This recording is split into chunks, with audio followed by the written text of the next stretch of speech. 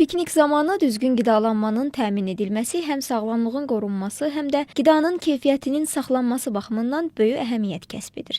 Mütəxəssislər deyir ki, piknikdə ağır yeməklərdən çəkinmək məsləhətdir. Əvəzində tərəvəzlər, meyvələr, yoğurt, salatlar və ya sendviçlər kimi yüngül və sağlam qidalara üstünlük verilə bilər. Xüsusilə zeytun yağı ilə hazırlanmış salatlar, qoz fındıq və digər çərəzlər, həmçinin tam taxıllı çörək kimi məhsullar düzgün seçimdir. Həmçinin içiyələk, alma, gilas, qarpız kimi mövsümi meyvələrin istehlakı da faydalıdır. Piknik zamanı müxtəlif qəlyanaltılar və eləcə də şirniyyatların istehlakı tövsiyə olunmur.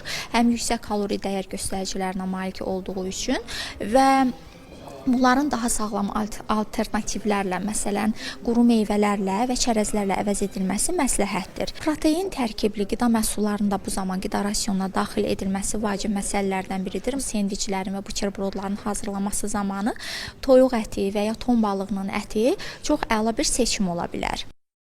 İsti havada qidaların tez xarab olmaması üçün onların sərin yerdə saxlanması əsas şərtlərdəndir. Bu məqsədlə piknik üçün nəzərdə tutulmuş bəzi soyuducu növlərindən istifadə etmək olar. Xüsusilə əti, yumurtanı, süd məhsullarını və mayonezli salatları soyuducuda saxlamaq vacibdir. Piknik zamanı su, təbii meyvə şirələri içmək ən yaxşı seçim ola bilər.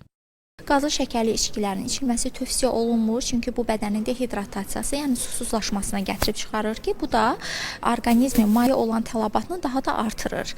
Son olaraq onu da qeyd edək ki, piknik sahəsində əllərinizi tez-tez yumaq və ya antiseptik silmə dəsmallarından istifadə etmək tövsiyə olunur. Yemək hazırlayarkən əşyaların təmiz olduğundan əmin olmaq lazımdır. Həmçinin bişmiş və çiğ qidaların bir-birinə qarışmaması üçün ayrı-ayrı konteynerlərdən istifadə etmək məsləhətdir.